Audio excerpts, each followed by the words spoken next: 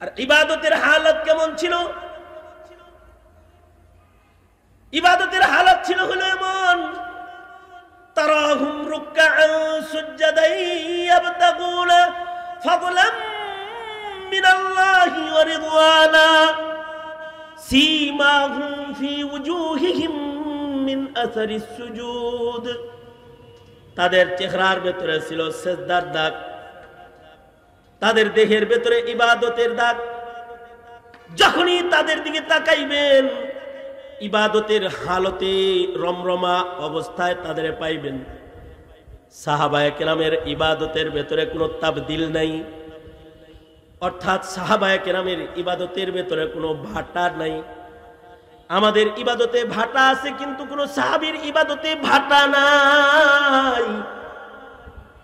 সাহাবীর ইবাদতের ভেতরে ইমানের ভেতরে কোনো ভাটা নাই।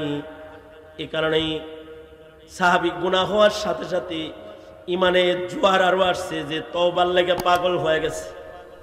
কিন্তু আমাদের ইমানে, আমাদের আমলের ভেতরে ভাটা আছে। সাহাবীদের ইমানের ভেতরে ভাটা নাই।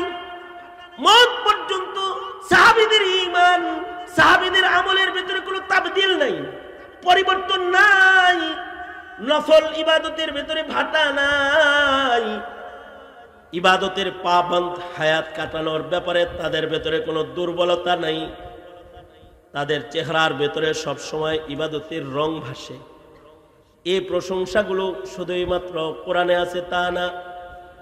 যালিকা মাসালুহুম ফিত তাওরাহ ওয়া মাসালুহুম ফিল ইনজিল। আল্লাহ তাআলা এই জামাতের প্রশংসা তাওরাতে করেছে, ইনজিলে করেছে।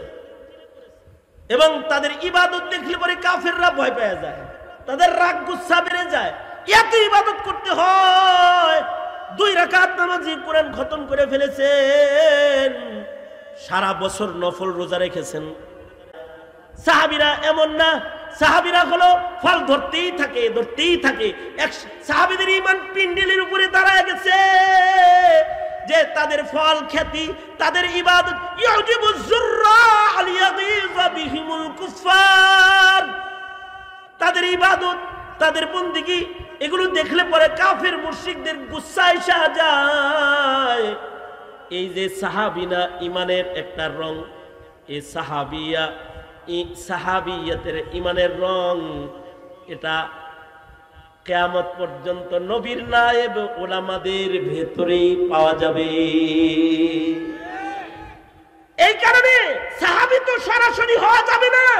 আলাইকুম বিমুজালাসাতিল উলামা।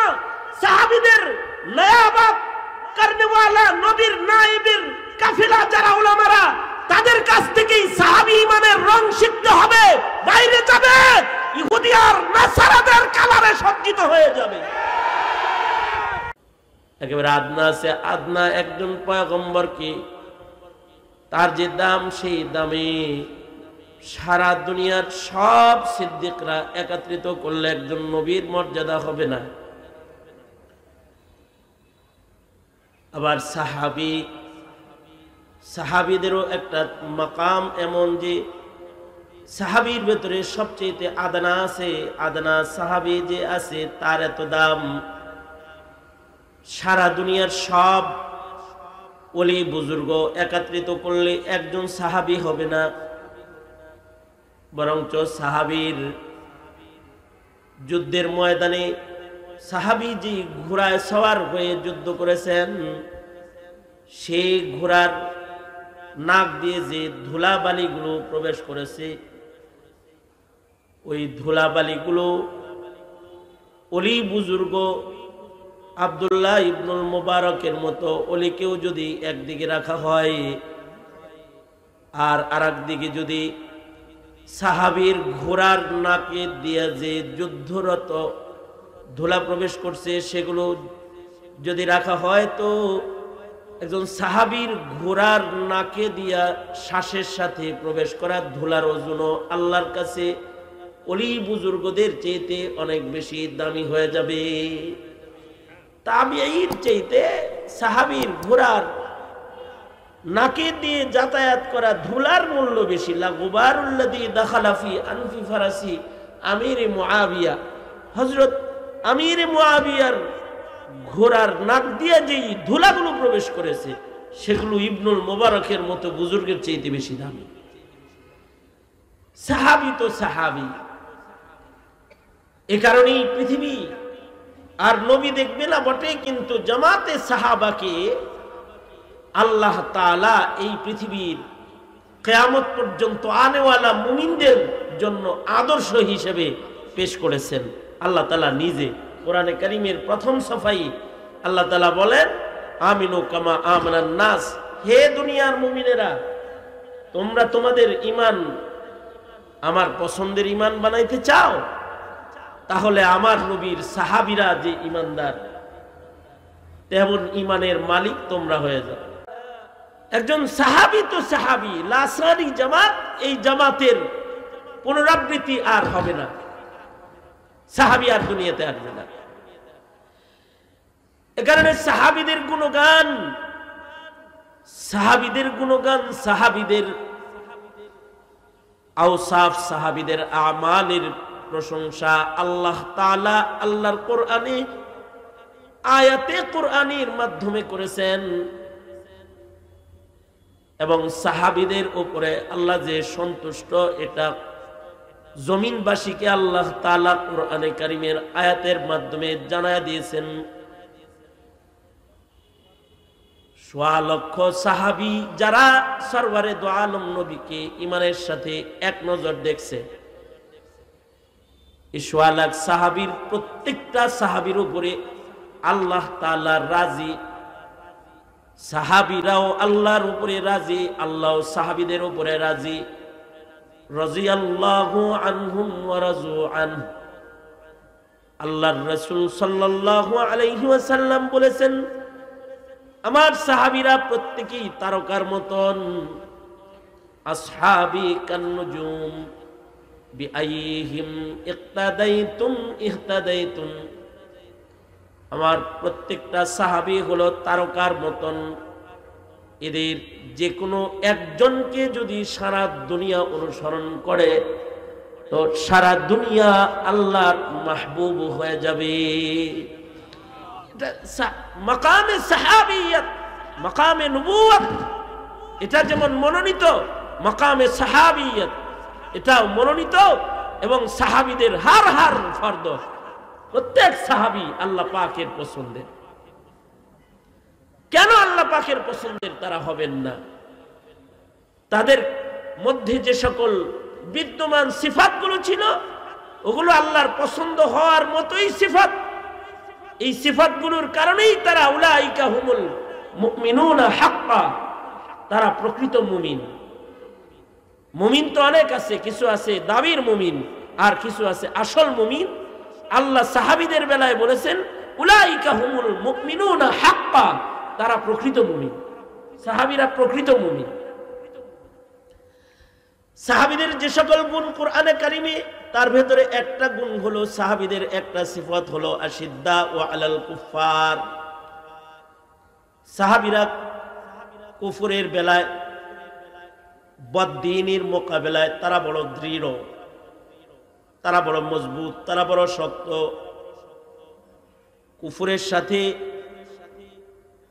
বদ্দীনের সাথে তাদের কোনো আপোষ নাই, তাদের কোনো নরমি নাই। এই জায়গায় তারা কখনো নরম হন নাই।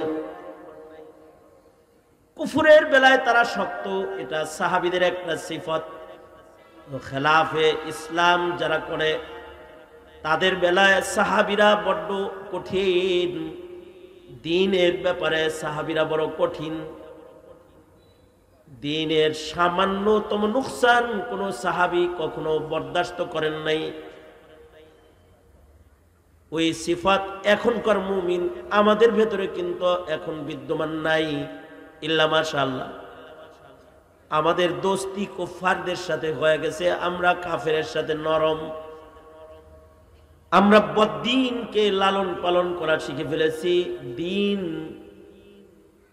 আমাদের কাছে গ্রহণযোগ্য নয়, বদ্দীনীকে গ্রহণ করে ফেলেছি।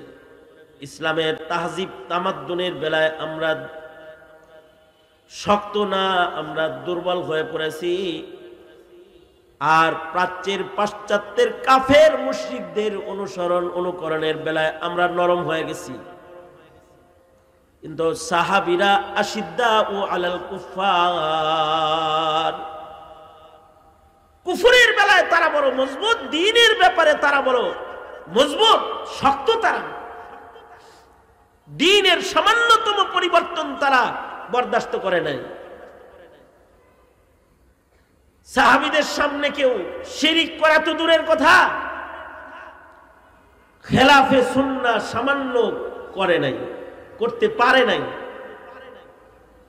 হযরত উসমান গনি রাদিয়াল্লাহু আনহু বাইতুল্লাহ শরীফের তওয়াফ করতেছেন, হযরত উসমান কাবার তওয়াফ করতেছেন। যারা বাইতুল্লাহ শরীফের তওয়াফ করতেছে, হযরত উসমানের ডানে বামে যারা বাইতুল্লাহ শরীফের তওয়াফ করতেছে, তাদের ভেতরে একজন হঠাৎ করে রুকনে ইয়ামানির ভেতরে যে চুমা বসায়া দিল, নিজের তওয়াফ কার্য বন্ধ করে দিয়া হযরত উসমান জাগায় যিনি চুমা দিয়েছে তার ইসলাহ করলেন। তাকে বললেন, রাসূলকে দেখেছি রুকনি ইয়ামানিতে লামস বিল ইয়াদ করতে। আল্লাহর রাসূল তওয়াফরত ডান হাত বাড়ায়া রুকনে ইয়ামানিতে ছুঁইয়া চলে গেছেন, কিন্তু কাছে দিয়ে গেলে শুয়ে গেছেন, লামস বিল ইয়াদ করেছেন।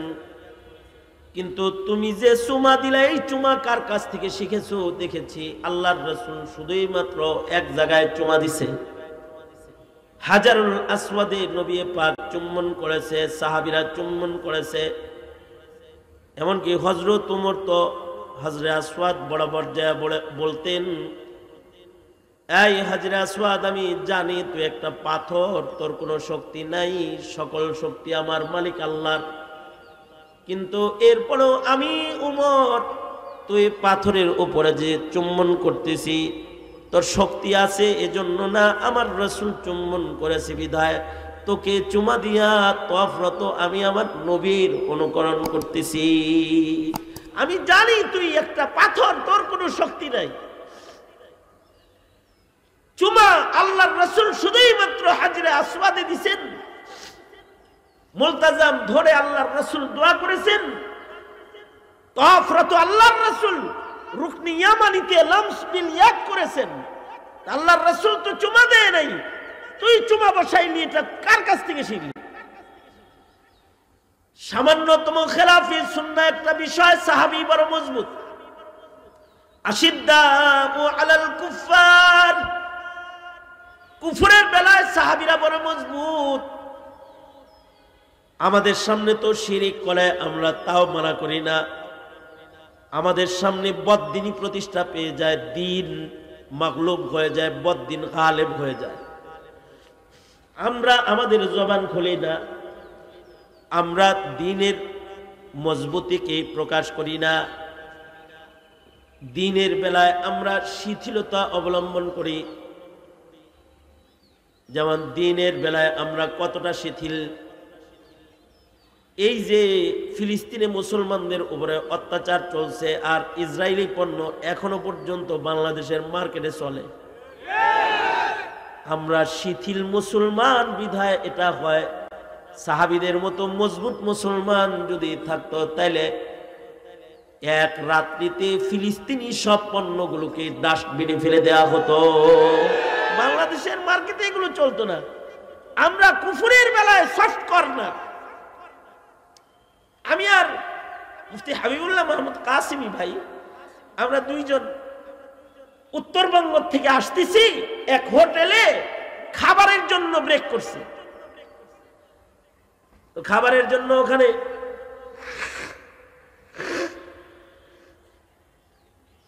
হোটেলে যে পানি দিছে, পানি হলো কিনলে পানি।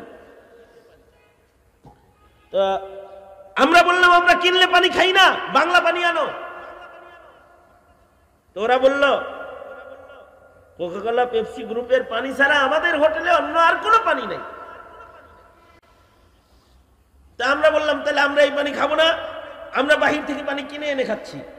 তো তা আমরা বাহির থেকে বাংলাদেশি কোম্পানির পানি কিনে এনে খাচ্ছি, পাশের টেবিলে স্বামী স্ত্রী দুইজন খানা খায়, তাদের আওয়াজ আমাদের কান পর্যন্ত আসে, এতটাই কাছে তারা। বিবি তার জামাইরে বলতেছে, তুমিও মুসলমান, এই হুজুর গুলোও মুসলমান, তোমারে দিল ঘাট ঘাট করে পেপসিও খাইলা, আর ওনারা পেপসি কোম্পানির পানিটাও খেল না। এই স্বামী স্ত্রী দুইজন কিন্তু একই বিছানায় ঘুমায়, একই পাতিলের রান্না খায়, কিন্তু মানসিকতার ভেতরে কিছু পরিবর্তন আছে। সেটা হলো বিবির ইমানটা একটু ভালো, আর স্বামী যে সে একটু সফট কর্নারে আছে। মহিলা বলেই ফেললো, হুজুররা খেলো না এই পানি, আমি খাবো না, আমাকে বাহির থেকে বানিয়ে না খাও। আর এই জামাই মিয়া বলল কি, মগা গ্রুপ অফ ইন্ডাস্ট্রিজ লিমিটেডের এমডি, ও বলল যে হুজুররা একটু হার্ড লাইনে, আমি একটু সফট লাইনে, এগুলো কোনো বিষয় না। সত্যিকারের মুমিনের মুখে সফট হালাত কুফরের বেলা আসতে পারে না। এ কারণেই যারা সাহাবী অনুকরণের ঈমানকে লালন পালন করে, তারা মুসলমানের মাটিতে কোন ধরনের অন্যায়কে তারা বরদাস্ত করে না। তারা হলো উলামা, তারা বরদাস্ত করে না। মুহাম্মাদুর রাসূলুল্লাহ, মুহাম্মাদুর রাসূলুল্লাহ ওয়াল্লাযীনা মা'হু আশিদ্দাউ আলাল কুফফার। সাহাবীদের সিফাত, সাহাবীদের ঈমানের একটা রং হলো দিনের বেলায় তারা মজবুত, কুফরের বেলায় তারা বড় শক্ত। আমরা শিথিলতা দেখাই কুফরের সাথে, অবশ্য আমরা হার্ড লাইনে চলে যাই দিনদারের সাথে। ইমামের সাথে হার্ড লাইনে আছে, মুয়াজ্জিনের সাথে হার্ড লাইনে আছে, মৌলবীর সাথে হার্ড লাইনে আছে, আর শয়তানের সাথে সফট কর্নারে আছে। দুষ্ট লোকের সাথে সফট কর্নারে আছে, আর নেককারের সাথে হার্ড লাইনে আছে। সম্পূর্ণ সাহাবী ঈমানের খেলাফ। সাহাবী ঈমান হলো আশিদ্দাউ আলাল কুফফার।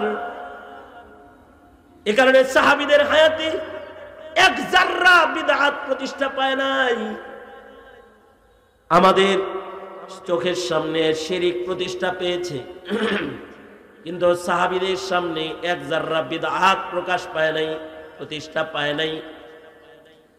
আব্দুল্লাহ ইবনে মাসউদ রাদিয়াল্লাহু আনহু মসজিদে নববীতে প্রবেশ করেছেন ইশরাকের নামাজ পড়তে। সকালবেলায় মসজিদে ঢুকে দেখে যে মসজিদের ভিতরে একদল জামাতের সাথে ইশরাকের নামাজ পড়বার লাগছে। হযরত আব্দুল্লাহ ইবনে মাসউদ বলে, এই সূর্য ওঠার পরে এটা তোমরা কিসের জামাত করতেছো? ফজর পড়ো নাই?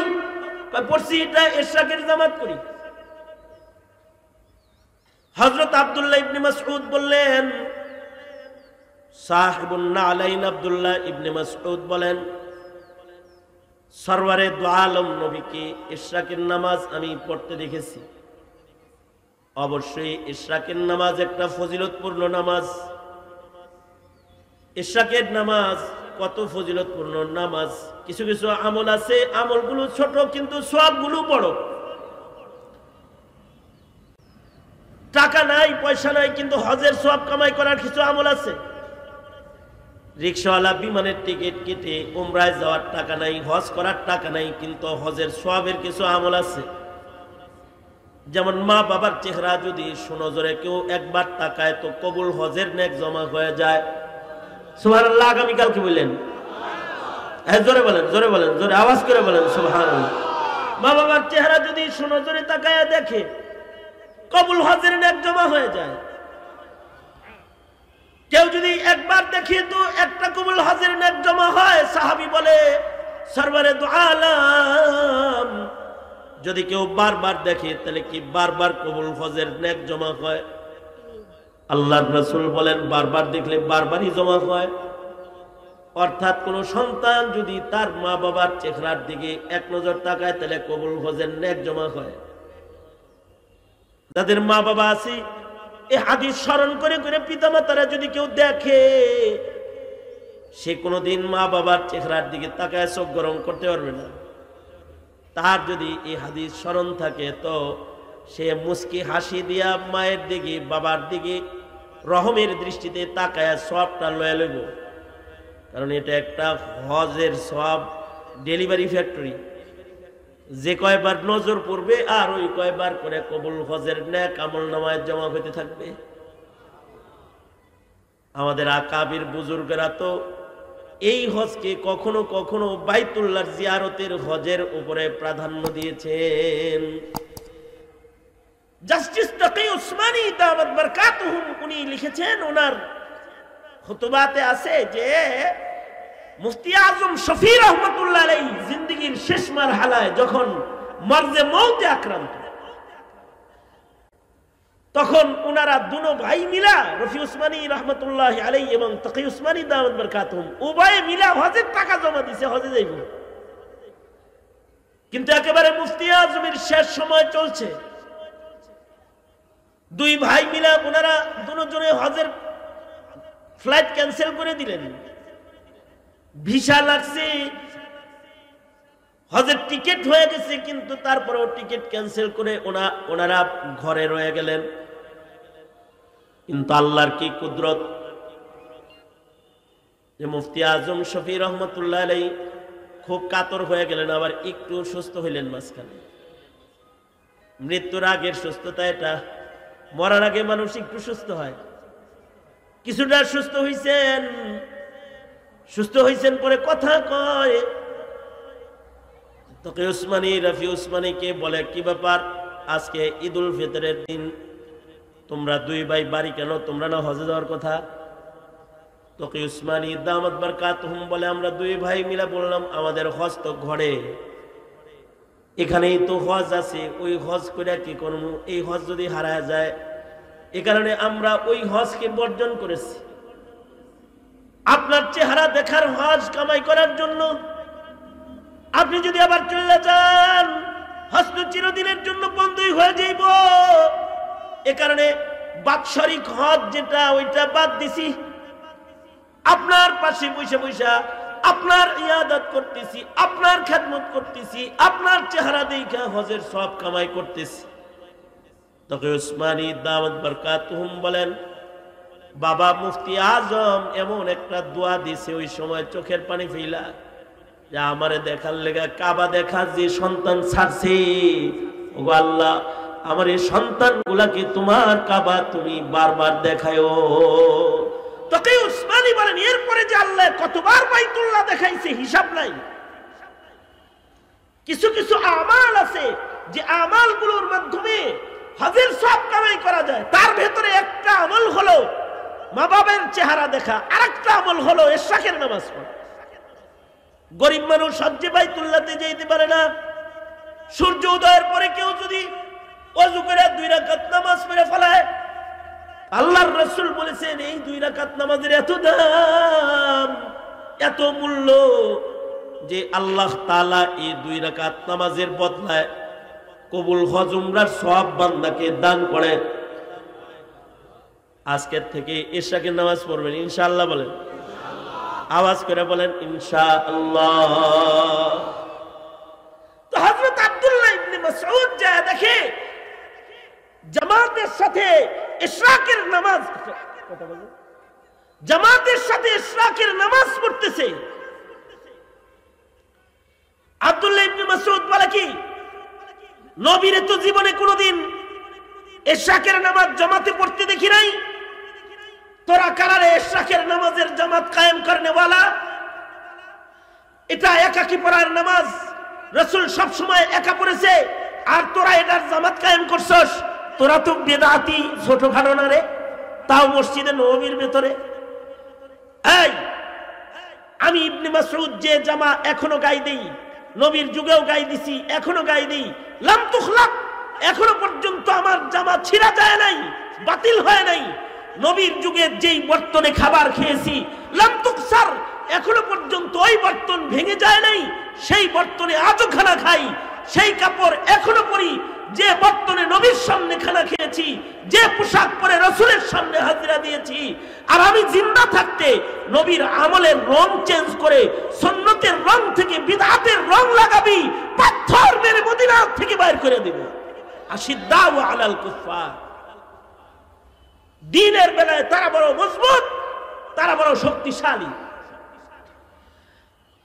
রুহামাউ বাইনাহুম, আপসে তারা শির ও শক্কর, চিনি আর দুধের মতো মিলা যায়। একজন আরেকজনের জন্য জান কোরবান, একজনের জন্য একজন জীবন দিতে রাজি, আপসে একে অপরের জন্য জীবন দিতে রাজি। এক উসমানের জন্য বাইয়াতে রিদওয়ান হয়ে গেছে। রুহামাউ বাইনাহুম, খবর ছড়ায় দিয়েছে শয়তানে যে উসমান কিন্তু মুশরিকদের হাতে শহীদ হয়ে গেছে। তো সাহাবীরা রুহামাউ বাইনাহুম, আল্লাহ তাদের এই হামদর্দি, একে অপরের মুহাব্বত, ভালোবাসা পছন্দ করে লাইছে। রাসূলে আরবি নিজে হাত পেতেছে, উসমানের রক্তের বদলা নিব, কে আসো আমার কাছে বাইআত হবে। সবাই মিলা সাহাবীরা সকলে আল্লাহর নবীর হাতে হাত রেখে ফেলেছে। একজন উসমানের জন্য, একজন উসমান না, এই উসমান তো বড় দামি উসমান। এ উসমান হলো ইসলামের ইতিহাসের শ্রেষ্ঠ উসমান, যাকে আল্লাহর রাসূল 2 কন্যা দিয়েছেন বিবাহ বন্ধনে। আল্লাহর রাসূল যাকে বলেছেন রফিকি ফিল জান্নাহ, উসমান আমার জান্নাতের সাথী। এই উসমান বড় দামি উসমান। এই উসমান জাহিলিয়াতেও কবিরা গুনাহ করেন নাই এমন উসমান, জাহিলিয়াতেও শরাব পান করেন নাই, জেনা ব্যভিচার করেন নাই সে উসমান। এ উসমান সে উসমান যে উসমান কখনো মানুষের উপরে জুলুম করে নাই, ইহসান করেছে। ইহসান, কাফেরদের উপরেও এত ইহসান হযরত ওমর, হযরত উসমান করেছেন যে কাফেররা হযরত উসমানকে সম্মান করত। হযরত উসমানের সম্মান বুঝাইতে গিয়ে আর হযরত ওমরের ভয় বুঝাইতে গিয়ে সিরাতের লেখক যারা তারা লিখেছেন, এই হিজরত যখন চলতেছে, আবু বকর তো আল্লাহর রাসূলের সাথে আন্ধারে হিজরত করে চলে গেছে। আর উমর রে কাফেররা বয়াত করত যে তরবারি খুললা সোজা সবার সামনে হিজরত করে গেছে। আর বলছে কেউ যদি তার মায়ের বুক খালি করতে চাও তাহলে উমর রে ঠেকাও, আমি নবীর কাছে যাইতাছি। কেউ যদি তার বিবির বিধবা করতে চাও, এই যে আমি উমর যাইতাছি, আয়া পড়ো, বাধা দাও পারলে। যদি নিজের বিবিকে বিধবা করতে চাও, আয়া পড়ো। গোটা আরবের একজনের কলিজার পাটায় এতটুকুন শক্তি ছিল না ওমরের সামনে যায় দাঁড়ায়। এটা হলো ফারুক বাইনাল হক ওয়াল বাতিল। ওমরের প্রতি কাফের মুশরিকদের ভয় আর উসমানের প্রতি কাফের মুশরিকদের শ্রদ্ধা এত ছিল যে হযরত উসমান যখন হিজরত করতেছেন, কাফেররা হযরত উসমানের সুটকেস আগায় দিতেছে, হযরত উসমানের ঘটি বাটি আগায় দিতেছে, ওজুর বর্তন, বসার মোড়া, যা কিছু উসমান লয়ে যাইতেছে এগুলো আগায় আগায় দিতেছে। কাফেররা আগায় আগায় দেয়, কারণ এই উসমান বড় সম্মানিত উসমান। কাফেররা তার ইহসান ভোগ করেছে, হিজরতের সময় আগায় আগায় দিছে। এ কারণে আল্লাহর রাসূল উসমানকে পাঠাইছে মুকদ্দমা, জায়েশ হিসেবে, যাও আমি উমরা করব, আগে যাও। মুকদ্দমাতুল জায়েশ হিসেবে উনি আগে গেছেন। তারা বলে তোমাদের নবীরই বায়াত হইতে কাবা তওয়াফ করতে দিব না, যে পরে আইতে ফিরে যাইতে কও হুদায়বিয়া থেকে। কিন্তু উসমান, তোমাকে অফার করতেছি, তুমি যেহেতু মক্কায় ঢুইকা পড়ছো, তুমি তওয়াফটা সাইরা ফেলাও। উসমান তো আশিকে রাসূল উসমান। উসমান বলে আমার নবীরে ফেরত দিবা ওখান থেকে, আর আমারে কত তওয়াফ করতে, যে কাবা মুহাম্মাদুর রাসূলুল্লাহ তওয়াফ করতে পারে না, ওই কাবা উসমানের তওয়াফ করা চলে না। উসমান এটা তওয়াফ করবে না। যেদিন মুহাম্মাদুর রাসূলুল্লাহ তওয়াফ করবে সেদিন উসমান তওয়াফ করবে। এমন কঠিন অবস্থা যখন দেখাইলেন হযরত উসমান, তখনও তো কাফেররা হযরত উসমানের গলায় আঘাত করতে পারত ইচ্ছা করলে। কিন্তু তারা ওসমানকে এতই সম্মান করত যে তারা ওসমানের এই কথার সামনেও তারা দুর্বল হয়ে গেছে। না না না, রাগ করবেন না, রাগ করবেন না, আমার বাড়ি চলেন, দাওয়াত খান, একটু একটু মেহমানদারি করি, এগুলো করতেছে। আর ওদিক দিয়ে খবর ছড়ায় গেছে ওসমান শহীদ। রুহামাউ বাইনাহুম, আল্লাহর রাসূল হাত পেতে বলে বাইআত হও, কারা কারা বাইআত হবে, আমি ওসমানের রক্তের বদলা গ্রহণ করব। রুহামাউ বাইনাহুম, সাহাবীরা সব হাত রাখছে। আল্লাহর কাছে চিত্র এত পছন্দ হইছে, আল্লাহ কয় বন্ধু আপনার হাতের উপরে খালি আপনার সাহাবীদের হাত না, আমিও আপনাদের সাথে ভালোবাসার বন্ধনে জড়িত। দেখেন তাকিয়ে, ইয়াদুল্লাহি ফাওকা আইদিহিম, আমি আল্লাহর হাত আপনার হাতের উপরে যে সাহাবীদের হাত আছে তার উপরে আমি আল্লাহর হাত লাগানো আছে। এটা হলো রহমাউ বাইনাহুম, যে একে অপরের সাথে ভালোবাসার আধিক্যতা এত। কিন্তু কিসমত বদনসিবি আমাদের, যে আমাদের রহমাউ বাইনাহুম হারিয়ে গেছে। আমরা নিজেরা শক্ত হয়ে গেছি আর কাফেরদের জন্য নরম হয়ে গেছি। রাজনীতি করতে গিয়ে স্বার্থের জন্য সরকারি দল আর বেসরকারি দল একে অপরের জন্য দাও আর কুমড়া হয়ে গেছে, দাও কুমড়া হয়ে গেছে। যে নিজের ভাইকে রাজনৈতিক স্বার্থের কারণে বলি দিতেও হাত কাঁপে না, গুলি করতেও উঙ্গুলি কাঁপে না, উঙ্গুলি কাঁপে না, রক্ত ঝরিয়ে লাশ বানায় দিতে ভেতরে দরদ উদয় হয় না। শুধু তাই নয়, আরে জাহেল জুহালাদের কথা কি বলবো, যারা নামাজ পড়ে না।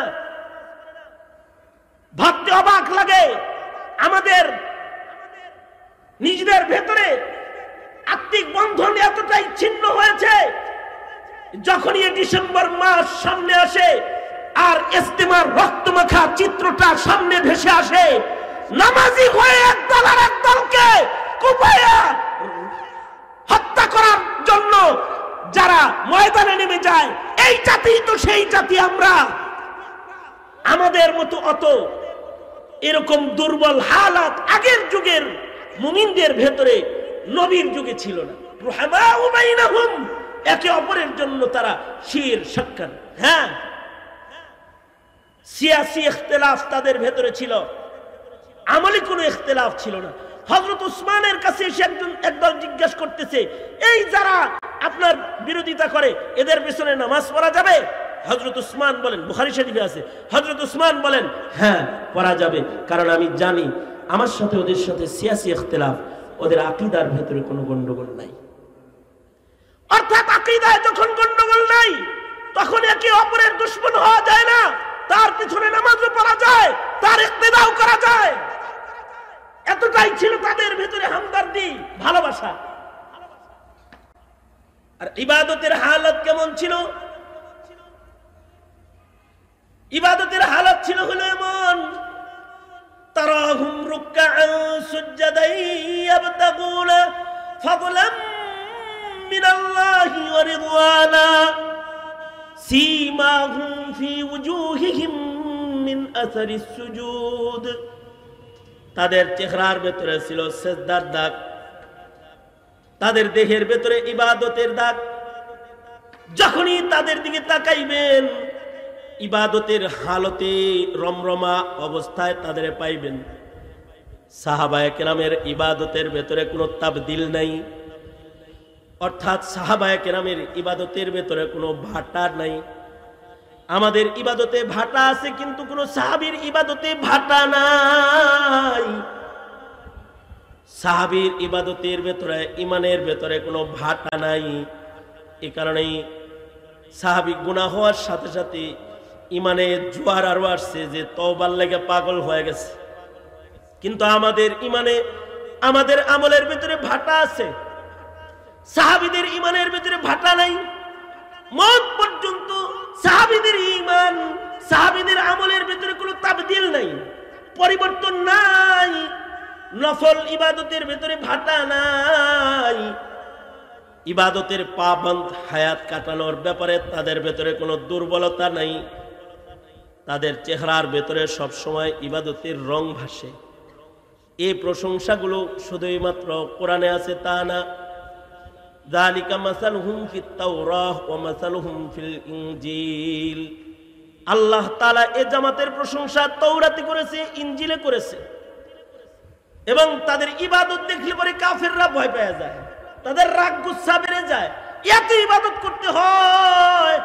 2 রাকাত নামাজি কোরআন খতম করে ফেলেছেন, সারা বছর নফল রোজা রেখেছেন, সারা বছর নফল রোজা রাখছেন। আব্দুল্লাহ ইবনে আমর ইবনুল আস সারা বছর নফল রোজা রেখেছেন। আল্লামা বদরুদ্দিন আইনি রহমতুল্লাহ আলাইহি লিখেছেন, ওনার যখন 79 বছর বয়স হয়ে গেছে, ডাক্তার এসে বলে বুড়া হয়েছেন, এখন একটু নফল রোজা কমায়া দেন, ডেলি ডেলি রোজা রাখার দরকার কি? সাহাবী বলে তার ইমানের ভেতরে আর আমলের ভেতরে কোনো ভাটা নাই। উনি বলতেছে জান থাকতে ইবাদত ছাড়তেছি না। অসুখ তাতে কি রসুলের যুগে যে ইবাদত করছি আর নবী নাই সেই ইবাদত ছাইরা দিব, হইতেই পারে না। ইবাদতের জোয়ার এমনই থাকবে মওত পর্যন্ত। বদরুদ্দিন আইনি শারিহুল বুখারী লিখেছেন, যেদিন মৃত্যুবরণ করছেন সেদিনও তিনি রোজার হালতে ছিলেন। রোজার হালতে, নফল রোজার হালতে মৃত্যুবরণ করেছেন। অর্থাৎ ইবাদতের ভিতরে ভাটা নাই। আমাদের তো এই খুব জোয়ার, আবার ভাটা। কি ব্যাপার দাঁড়িয়ে রাখছো যে? হুজুর চিল্লা গেছিলাম তো, ভালো হয়ে গেছিলাম। খুব সুন্দর বুজুর্গ, পাগড়ি মাথায় দিয়ে গুরবান লাগছে। কিছুদিন পরে ক্লিন শেপ। কি ব্যাপার, কি হলো আবার? দিয়াকন মুক্ত হুজুর, তাই একটু মানে একটু আগে জোয়ার আইছে, একটু পরে ভাটা আইছে। রমজানের 27 দিন একজন আইছে আমার কাছে, দাড়ি দুড়ি খুব সুন্দর আছে। কি ব্যাপার, ভালো হয়ে গেছি? ভালো হয়ে গেছে নাকি? হ্যাঁ হুজুর ভালো হয়ে গেছে, রোজার মাস না, দাড়ি তো রেখে দিছে। জি, রমজান মাস কেমনে কাটি? মানে জোয়ার আইছে, তাহলে রেখেই দিছে তো। তাইলে না, চাঁদ রাতে ইনশাল্লাহ চাঁদ রাত্রে সাইজ করে হালাই দিব। তার মানে ইমানের জোয়ারটা চাঁদ রাত পর্যন্ত আছে, চাঁদ রাত্রের পরে আর থাকবে না। সাহাবীরা এমন না, সাহাবীরা হলো ফল ধরতেই থাকে, ধরতেই থাকে। সাহাবীদের ঈমান পিন্ডিলের উপরে দাঁড়ায় গেছে যে তাদের ফল খ্যাতি, তাদের ইবাদত ইউজিবুজ যুররা আলিয়াযিযা বিহিমুল কুফার। তাদের ইবাদত, তাদের বন্দেগী, এগুলো দেখলে পরে কাফের মুশরিকদের গুচ্ছা এসে যায়। এই যে সাহাবিনা ইমানের একটা রং, এই সাহাবিয়াতের ইমানের রং, এটা কিয়ামত পর্যন্ত নবীর নায়েব উলামাদের ভেতরেই পাওয়া যাবে। এই কারণে সাহাবী তো সরাসরি হওয়া যাবে না। আলাইকুম বিমুজালাসাতিল উলামা। সাহাবীদের নায়াবাত করনেওয়ালা নবীর নায়েবের কাফেলা যারা উলামারা, তাদের কাছ থেকেই সাহাবী ইমানের রং শিখতে হবে। বাইরে যাবে ইহুদি আর নাসারাদের কালারে সজ্জিত হয়ে যাবে। সুতরাং উলামা ও তুলাবাদের এই জামাত, এই ইলমি জামাত, যেটা নমুনায়ে সাহাবিয়াত এদের ভেতরে আছে, আল্লাহ তাআলা আমাদেরকে এই জামাতের মর্ম মর্যাদা বুঝার তৌফিক দান করুন। আমিন বলেন, চিল্লায়ে বলেন আমিন।